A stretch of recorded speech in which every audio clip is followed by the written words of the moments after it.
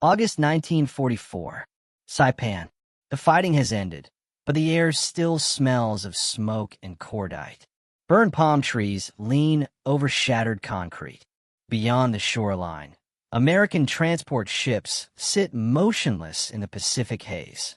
Inside a canvas-walled U.S. Army field hospital, the atmosphere is different. Orderly, controlled, quiet except for the soft rhythm of surgical instruments placed on steel trays. Rows of white cots stretch beneath hanging lamps. Sheets are clean, floors scrubbed, charts clipped neatly at the foot of each bed. And moving between them, not men, women. Uniformed officers of the United States Army Nurse Corps walk with calm precision. Some wear captain's bars, others lieutenant insignia. Their hair is pinned beneath regulation caps. Their voices are measured, authoritative. On one cot lies a wounded Japanese civilian woman captured after the fall of Saipan. Her eyes follow the figure adjusting her bandages. A woman doctor, in Imperial Japan's military structure. This sight is almost unimaginable. Outside, the Pacific War continues to rage. But inside this tent, another confrontation has begun, one not fought with rifles, but with quiet discipline, skill, and something far more unsettling than gunfire: the collapse of expectation. Before we understand why this moment mattered, we must return to the wider war that made such an encounter possible. December 7th, 1941. The Pacific ignites. Aircraft from the Imperial Japanese Navy descend on Pearl Harbor. Battleships burn. Oil spreads across the water like black glass. Within hours, the United States is at war. The conflict that follows is vast and brutal. It stretches from the jungles of New Guinea to the volcanic ridges of the Marianas. It is fought across oceans measured not in miles, but in weeks of sailing time. In early 1942, Japan advances rapidly. The Philippines fall. Guam is captured. American and Filipino troops endure the Bataan Death March. Across Southeast Asia and the Pacific, Japanese forces consolidate a defensive perimeter designed to protect the home islands from counterattack. But by mid-1942, the tide begins to turn. At the Battle of Midway in June, 4 Japanese aircraft carriers are lost. In August, U.S. Marines land on Guadalcanal. The long island-hopping campaign begins. Each new offensive produces thousands of casualties. Heat stroke, malaria, shrapnel wounds, burns from naval bombardment, psychological trauma. And with each amphibious landing, Tarawa in 1943, Kwajalein, Eniwetok, the United States must solve a logistical challenge unprecedented in military history: how to treat massive numbers of wounded men across thousands of miles of ocean. By 1944, American strategy focuses on the Marianas, Saipan, Tinian, and Guam. These islands are not symbolic targets. They are strategic launch points. From their airfields, long-range bombers can strike Japan itself. On June 15, 1944, U.S. forces land on Saipan. The battle is savage. Japanese defenders resist from caves and fortified positions.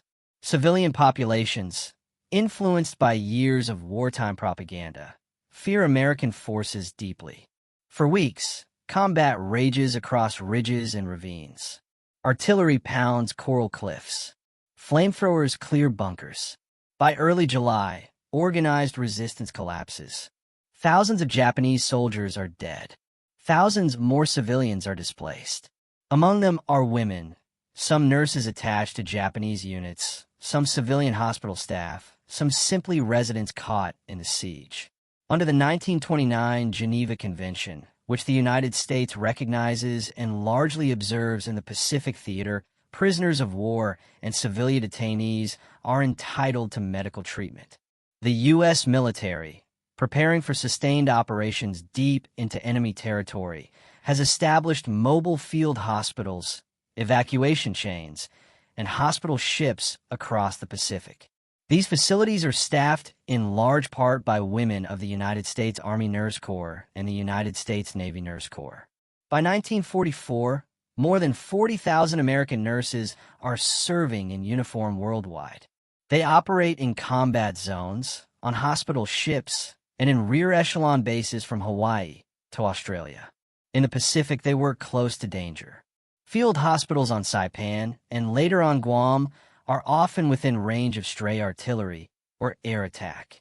Tents are erected on recently secured ground. Operating tables are assembled hours after the beachhead is declared stable. These women wear officer rank. They command wards. They supervise enlisted corpsmen. They make triage decisions that determine who lives and who does not. For captured Japanese women, raised in a society where military medicine is overwhelmingly male and deeply hierarchical, the sight is disorienting. In pre-war Imperial Japan, women serve primarily as civilian nurses. Female physicians exist, but they are rare and seldom placed in positions of authority within military institutions. The Imperial Japanese Army Medical Corps is male-dominated, reflecting broader societal norms rooted in Meiji-era values and reinforced by wartime ideology. Japanese propaganda during the war frequently portrays American society as morally weak and socially disordered, particularly in its treatment of gender roles. But on Saipan in 1944, reality contradicts expectation. In U.S. medical tents, women hold command authority. They issue orders. They perform surgical assistance. In some cases, they oversee entire wards filled with wounded soldiers. The Pacific War is a clash of fleets and divisions. Yet it is also a collision of social systems. And the hospital becomes an unexpected front line of that collision. The fall of Saipan is followed by the invasion of Guam in July 1944. The pattern repeats. Heavy fighting, civilian displacement, captured wounded. The United States prepares for even larger operations. Leyte in October 1944, Iwo Jima in February 1945, Okinawa in April. Each campaign requires expanding medical infrastructure. Behind every landing craft, there is a chain of care: battalion aid station, field hospital, evacuation aircraft, hospital ship. And at nearly every stage, women in uniform are present. For American planners, this is practical necessity. The scale of global war demands the full mobilization of national manpower and womanpower alike. For Japanese detainees encountering this system for the first time is something else entirely. It is evidence that the enemy they were taught to fear operates under different assumptions about authority, capability, and gender. As the Pacific Campaign advances toward Japan's inner defenses, the presence of women in uniform becomes not just an American logistical reality, but a silent psychological force. And to understand how profound that contrast truly was, we must look more closely at how both nations viewed women in medicine and in war before this moment ever occurred. Long before Saipan fell in July 1944, the foundations for that quiet hospital encounter had been laid decades earlier. In classrooms, in policy decisions, in social expectations that shaped two very different nations. In the United States, the presence of women in military medicine did not begin with World War II. The United States Army Nurse Corps had been formally established in 1901, following the experience of volunteer nurses during the Spanish-American War. The United States Navy Nurse Corps followed in 1908. By World War I, thousands of American women had served overseas in uniformed medical roles. Still, in the interwar years, opportunities were limited. Nurses did not initially receive full commissioned officer status. Pay was lower than that of male officers. Authority, though present in medical spaces, remained constrained by broader military hierarchy. But the demands of total war changed everything. After December 1941, the United States faced a two-ocean conflict.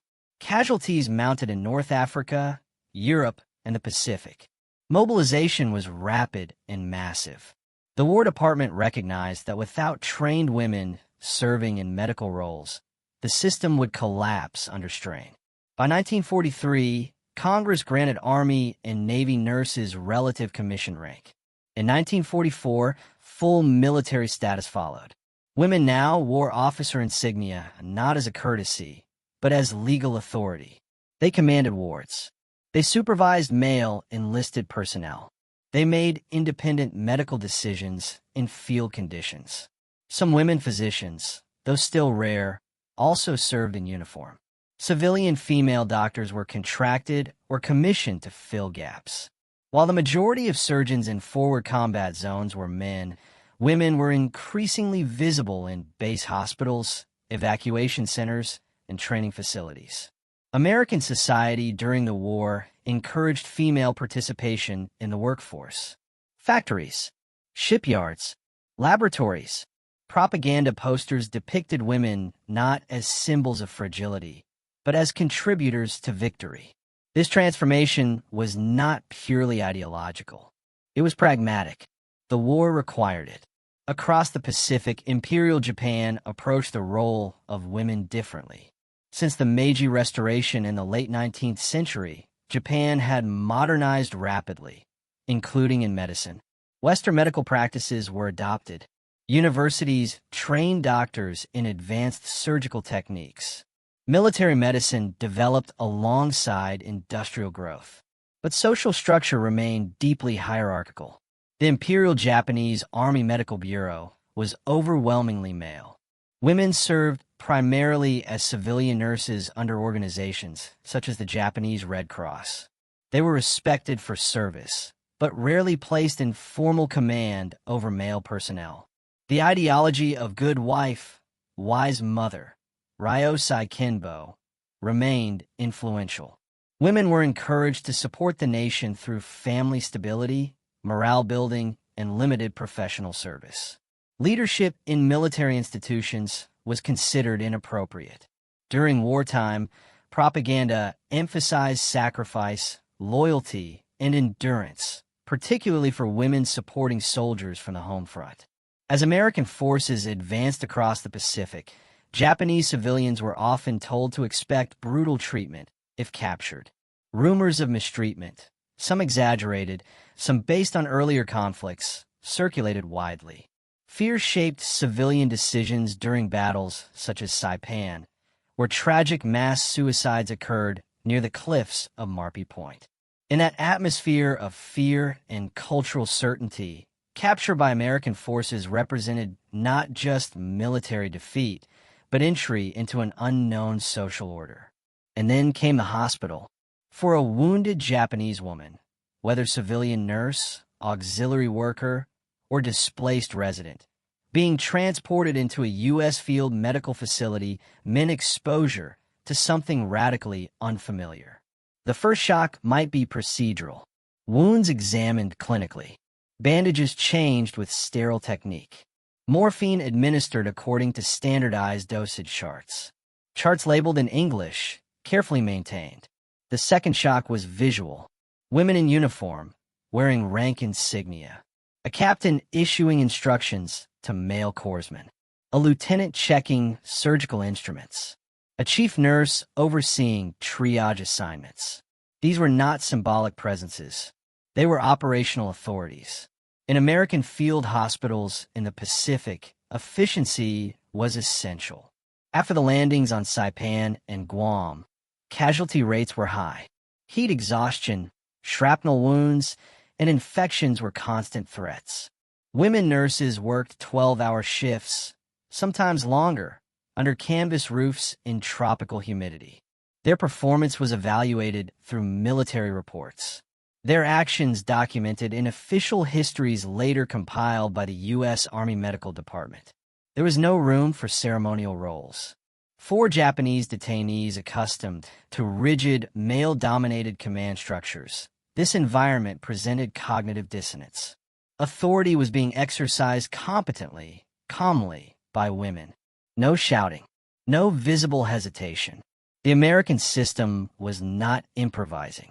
It was institutionalized. By late 1944 and into 1945, as operations moved toward the Philippines and eventually Okinawa, The presence of women medical officers had become routine within U.S. forces. Hospital ships, such as the USS Comfort and USS Hope, carried large female nursing staffs. Air evacuation flights included trained flight nurses who transported wounded soldiers across the Pacific.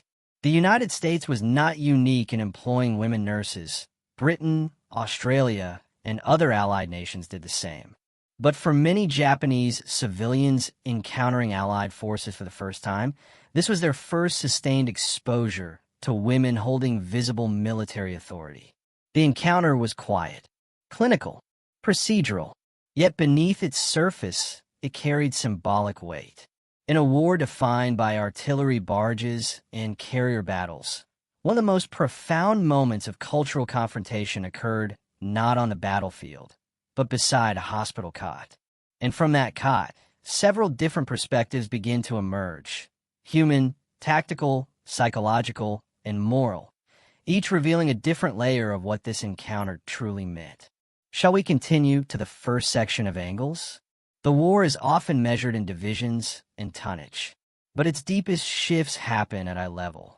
Inside a U.S. Army field hospital on Saipan in 1944, the encounter between Japanese female detainees and American women medical officers unfolded quietly, without ceremony, without speeches. Yet its meaning was layered.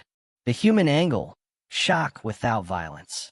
For many captured Japanese women, the immediate experience was physical vulnerability. They were exhausted.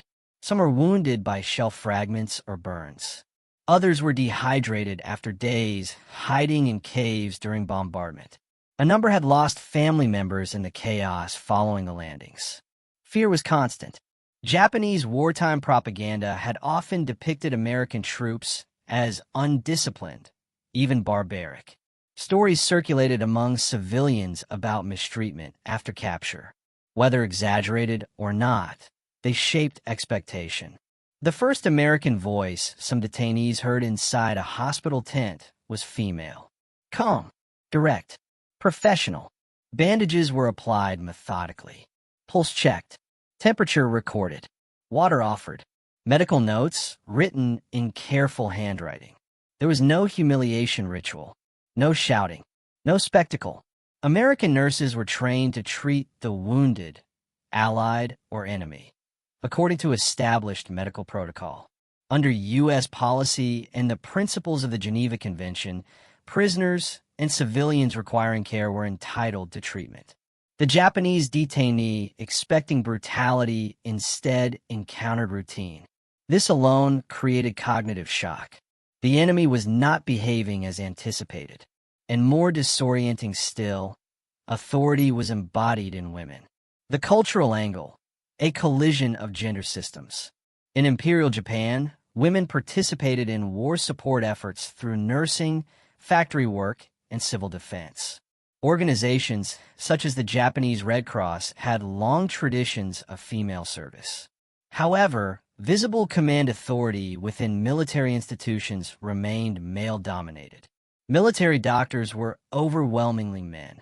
Orders flowed down a rigid hierarchy.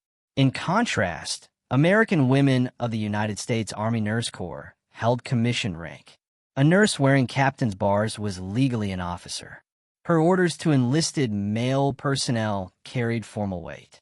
To a Japanese observer, insignia mattered. Rank symbols were understood across cultures.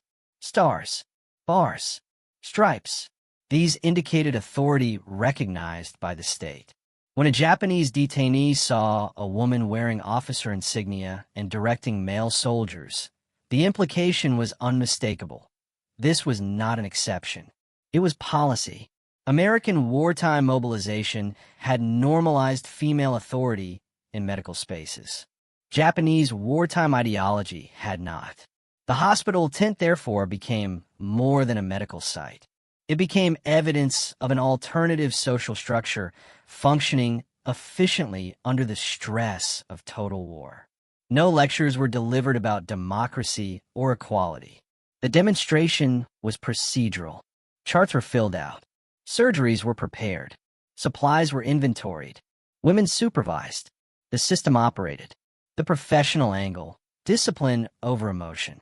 It would be misleading to portray these encounters as sentimental breakthroughs. They were clinical. American nurses in the Pacific faced immense pressure. After the landings on Saipan and Guam, casualty influx was heavy. Tropical heat complicated sterilization. Malaria and dysentery threatened both patients and staff. Nurses worked extended shifts. Official U.S. Army Medical Department histories document the strain, physical and psychological, placed on personnel. Professional detachment was essential. Japanese detainees were treated with the same antiseptic technique used for American soldiers. Morphine dosages were calculated precisely. Surgical tools were sterilized according to standard procedure. This professionalism carried its own message. Competence was visible. There was no theatrical emphasis on compassion. The compassion was procedural, embedded in consistency. 4 Japanese women who had experienced wartime scarcity in besieged areas, the abundance of medical supplies, gauze, sulfa drugs, penicillin increasingly available by 1944, could itself be startling. American logistical capacity was on display. The hospital did not merely heal wounds.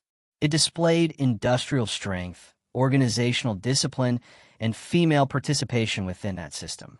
This first layer of angles, human vulnerability, cultural contrast, and professional discipline, begins to reveal why the encounter resonated beyond the tent walls.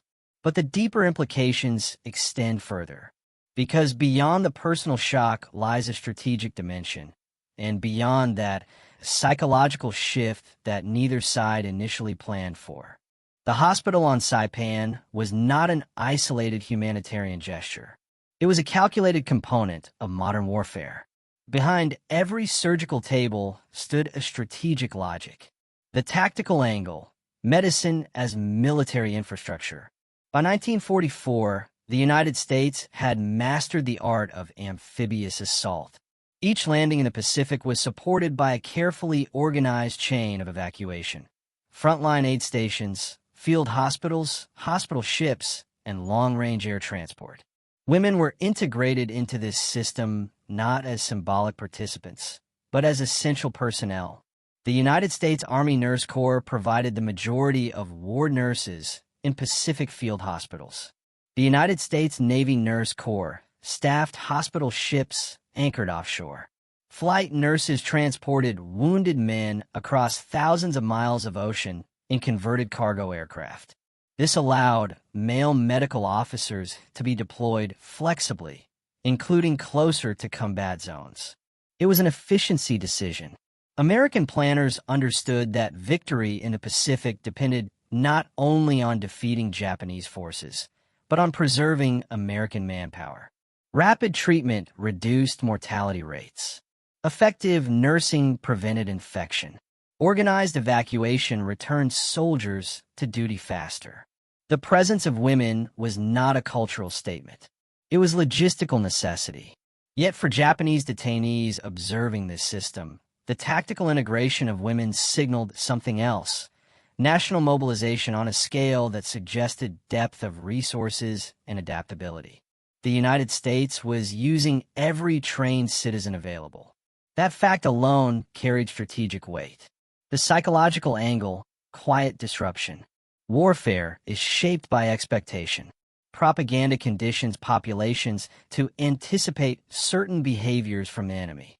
Japanese wartime messaging frequently portrayed Americans as technologically advanced but morally unstable, lacking discipline, driven by individualism rather than cohesion.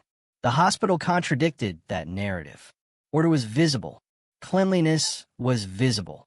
Hierarchy was visible, but it included women in positions of command. This did not instantly erase fear, nor did it dissolve loyalty to Japan, but introduced doubt. If the enemy was capable of organized, professional, even humane treatment, and if women within that enemy society could exercise structured authority, then the simplistic caricature began to fracture.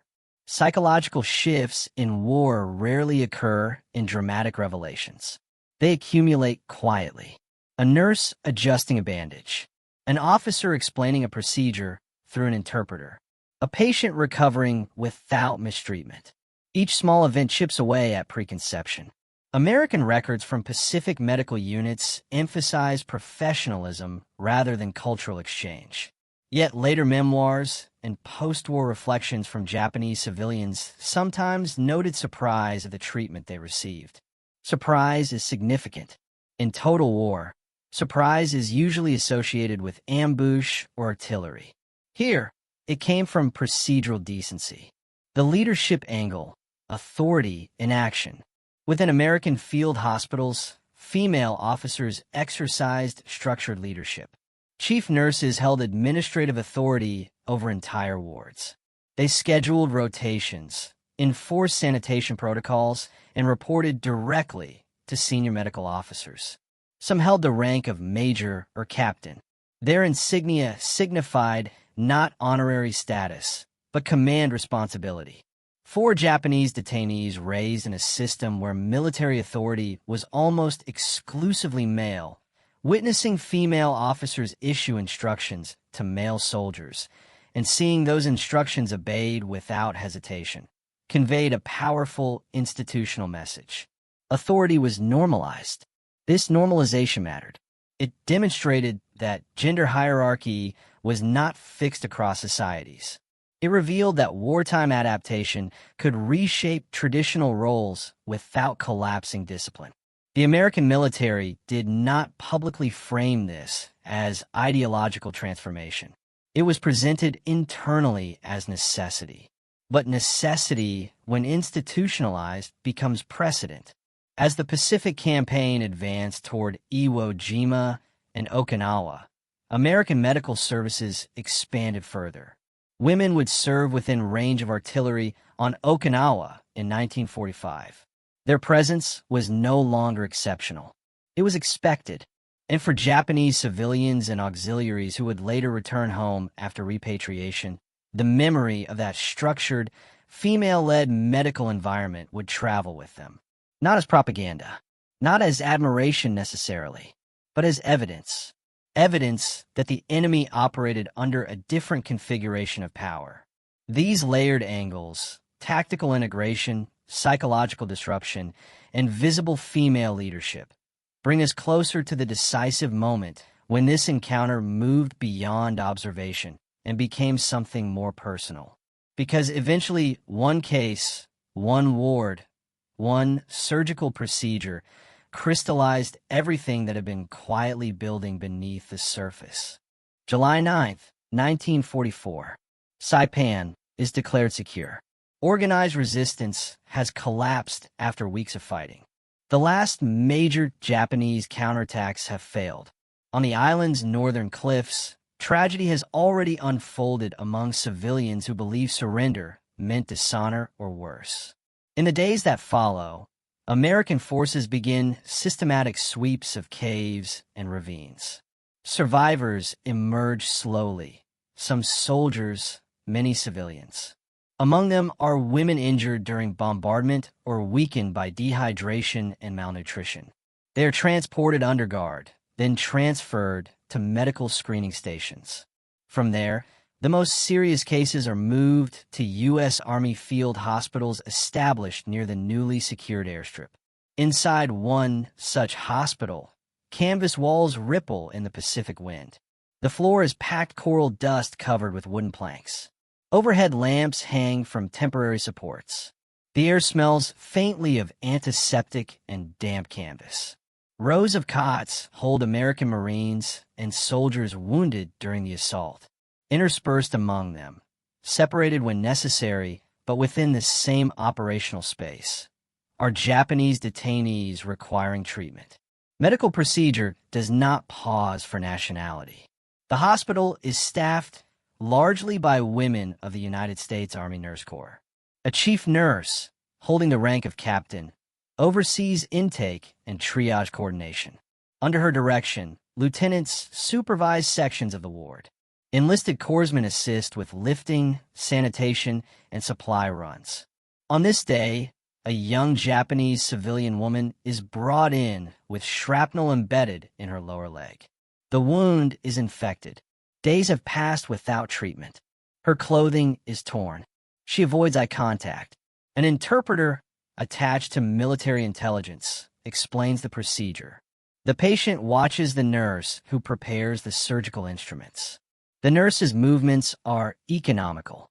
Gloves adjusted, mask secured, instruments counted. Beside her stands a medical officer, male, responsible for performing the extraction. Yet it is the nurse who organizes the space. She directs a corpsman to reposition the lamp. She confirms sterilization. She notes the patient's pulse. Her authority is visible in the way others respond. The procedure begins. There is no raised voice, no hostility, only concentration. The fragment is removed. The wound irrigated. Sulfa powder applied. A fresh bandage wrapped precisely. Throughout the operation, the Japanese woman's gaze shifts repeatedly, not toward the surgeon's face, but toward the nurse issuing quiet instructions. For a detainee shaped by wartime narratives of American disorder, this environment presents contradiction upon contradiction. Discipline is evident. Supplies are abundant. Authority is structured, and women occupy central positions within that structure. When a procedure ends, the nurse records the details on a clipboard. Temperature, pulse, medication administered. The handwriting is steady. The patient is moved to a recovery cot. Water is offered. There is no speech about ideology, no declaration of moral superiority. The demonstration is implicit.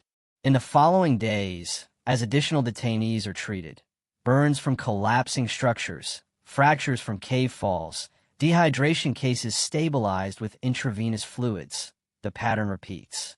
Women supervise intake. Women manage wards. Women coordinate sanitation routines critical in tropical conditions where infection spreads quickly. Official U.S. Army Medical Department reports from the Marianas Campaign note the scale of operations. Thousands treated, mortality reduced through rapid intervention. They emphasize efficiency and adaptability under harsh conditions. What they do not record in numerical tables is the silent recalibration occurring in the minds of those observing from hospital cots. For Japanese detainees, particularly women who had expected humiliation or brutality, the experience introduces a fracture in certainty. The enemy is not conforming to the narrative, and this fracture deepens when recovery begins. As the shrapnel wound heals under careful dressing changes, the patient notices something else. The nurse who adjusts the bandage wears the insignia of a commissioned officer. Male soldiers salute her. Authority is not borrowed. It is institutional. This realization does not produce applause. It produces silence, a silence heavy with reevaluation. And it is within that silence, in the slow hours of recovery under canvas and electric light, that the turning point fully takes shape. Recovery is not dramatic.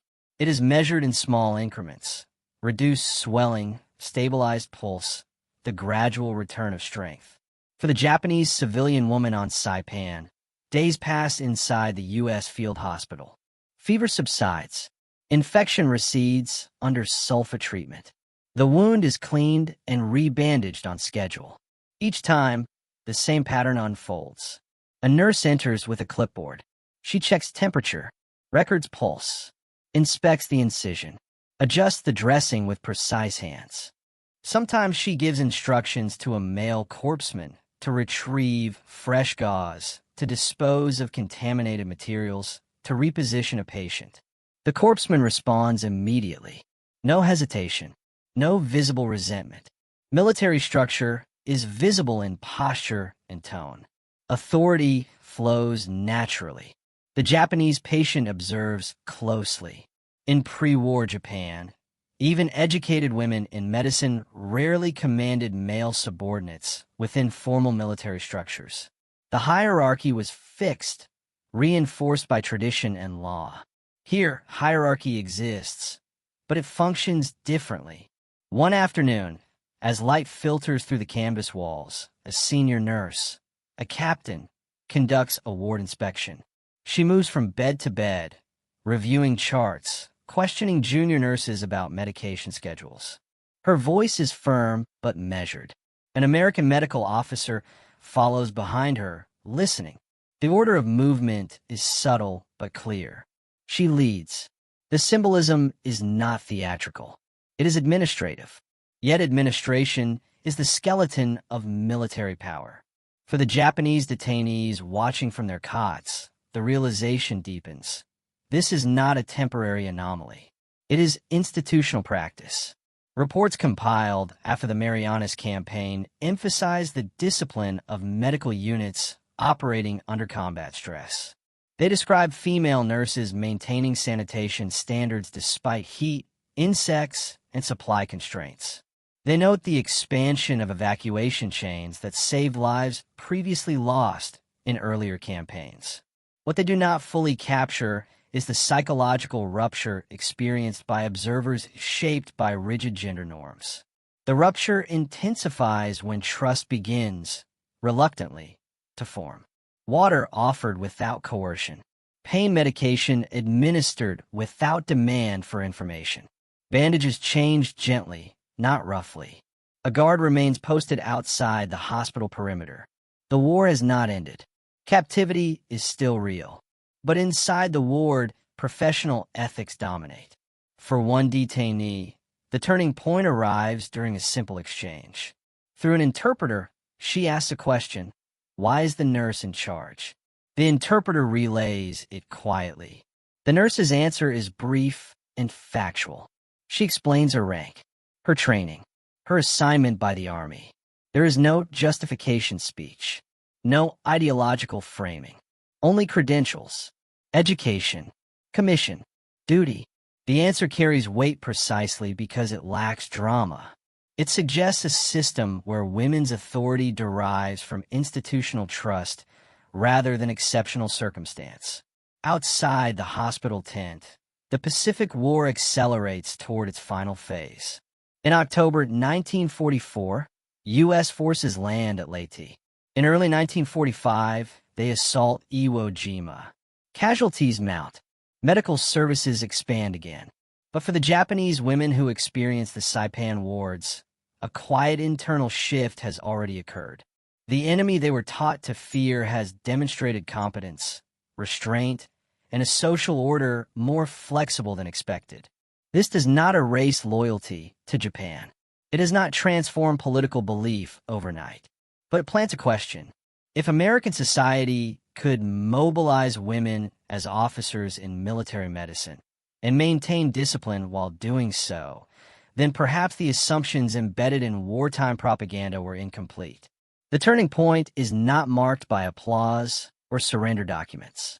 It is marked by a steady hand adjusting a bandage, a salute given to a female officer, a patient realizing that authority can wear a different face. From that realization flow consequences, subtle at first, then broader as the war concludes and detainees are repatriated to a nation on the brink of transformation. By late July 1944, organized medical operations on Saipan had stabilized. The island, now firmly under American control, was being transformed into a forward base for long-range bombing missions against Japan. Airfields expanded. Supply depots grew. The war's machinery pressed forward. But inside the temporary hospitals, a different process unfolded, one slower, less visible. Japanese civilians and auxiliary personnel who had received treatment were gradually transferred to detention compounds established under U.S. military administration. Medical cases requiring continued care remained under observation until deemed stable. Official records from the U.S. Army Medical Department emphasize order. Intake numbers, surgical statistics, mortality rates reduced through rapid intervention. They reflect institutional pride in logistical achievement under combat conditions. After the fall of Saipan and later Guam, Thousands of Japanese civilians were gathered in the camps where food, shelter, and medical care were administered under military oversight. The policy was not sentimental. It was strategic: stabilize the population, prevent disease outbreaks, maintain order. Women who had been treated in American field hospitals carried visible reminders of the experience: healing wounds, fading scars. They also carried something less visible: memory. By October 1944, as American forces landed in the Philippines at the Battle of Leyte Gulf, the Pacific Campaign expanded further. The scale of casualties increased dramatically during subsequent battles, such as Iwo Jima and Okinawa. Medical services grew in parallel. Hospital ships, staffed by the United States Navy Nurse Corps, anchored offshore. Air evacuation flights transported wounded across thousands of miles to bases in Guam, Hawaii, and eventually the continental United States. Women in uniform remained integral to this network. 4 Japanese detainees held through 1944 and in 1945, prolonged exposure to American administrative systems reinforced earlier impressions. Guard rotations were structured. Rations were distributed on schedule. Medical checkups continued when necessary. Women officers moved through these systems with institutional authority. The Pacific War ended formally on September 2, 1945, with Japan's surrender aboard the USS Missouri in Tokyo Bay. In the months that followed, repatriation processes began. Japanese civilians detained on islands such as Saipan and Guam were gradually returned home under Allied supervision. Many arrived in a nation devastated by bombing, economically strained, and politically transformed. The imperial system that had shaped pre-war gender norms was weakened. Under Allied occupation, sweeping reforms would follow. Constitutional changes, educational restructuring, expanded civil rights for women. But before formal reform reached classrooms and legal codes, personal experience had already introduced seeds of comparison. A woman who had once lain on a cot in a Saipan field hospital now returned to a society confronting its own reconstruction. She had seen women wearing officer insignia. She had seen male soldiers salute them. She had experienced medical treatment administered not with cruelty, but with procedural care.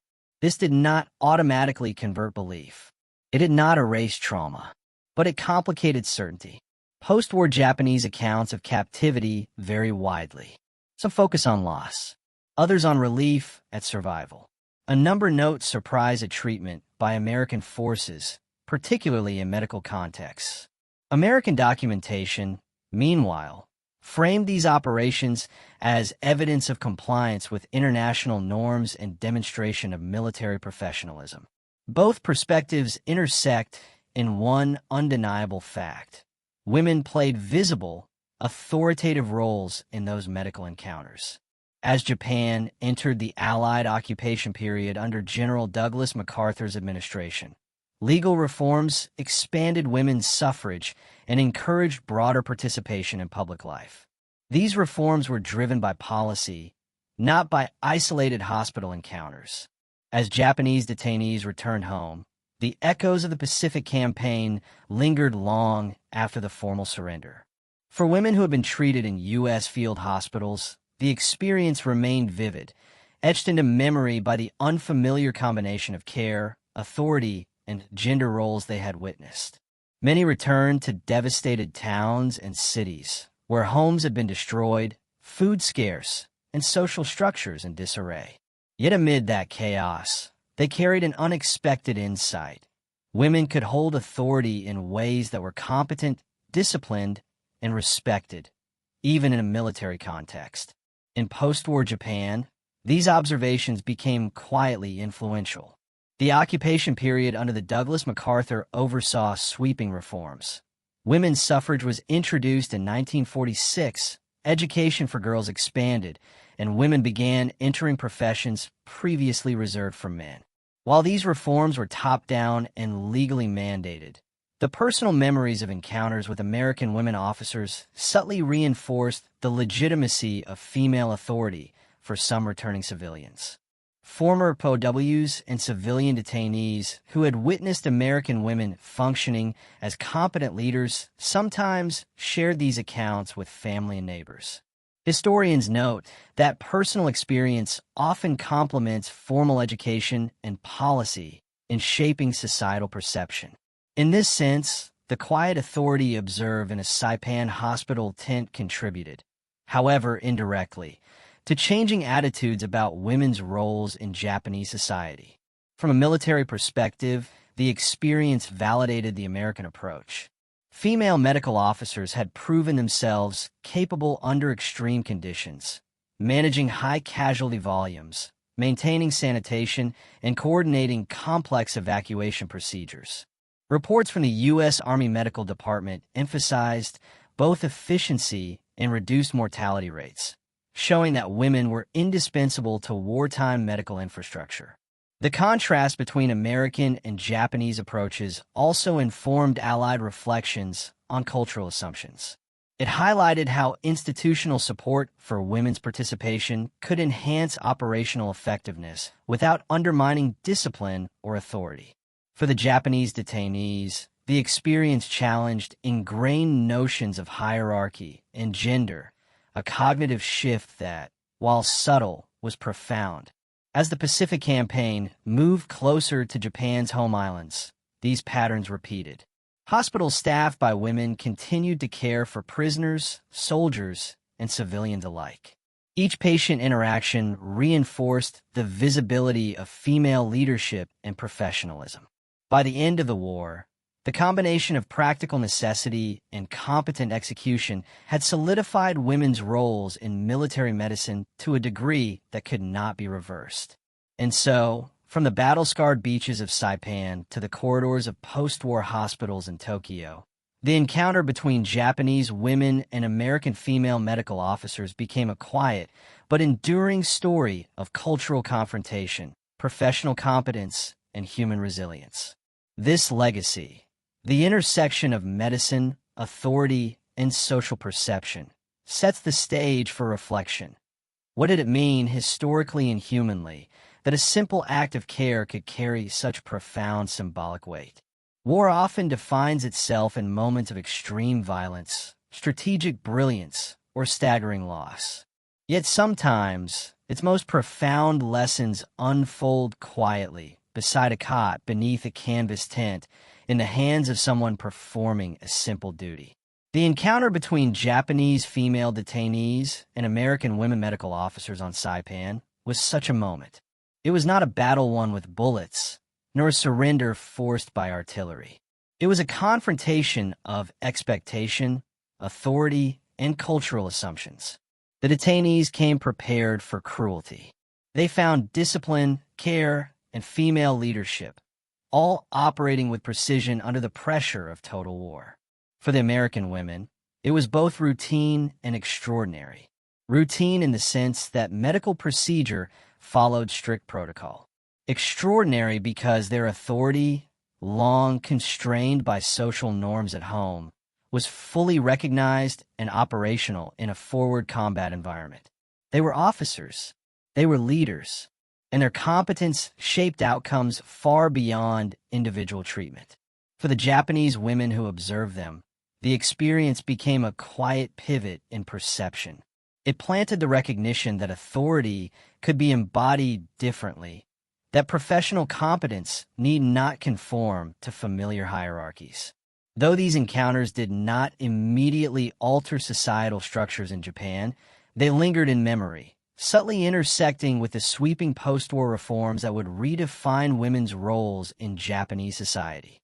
In the end, the story is not only about a hospital tent on a Pacific island. It is about the human capacity to observe, absorb, and be transformed by unexpected competence and care. It is about how, in a world defined by destruction, the act of structured, compassionate professionalism could leave a lasting mark, a demonstration that even in war, humanity, discipline, and the quiet power of women's leadership could reshape understanding. History often records battles, strategies, and treaties. Yet some of the most enduring victories are intangible. The moment when perception shifts, expectations fracture, and the simple act of care becomes a bridge across cultures and conflict.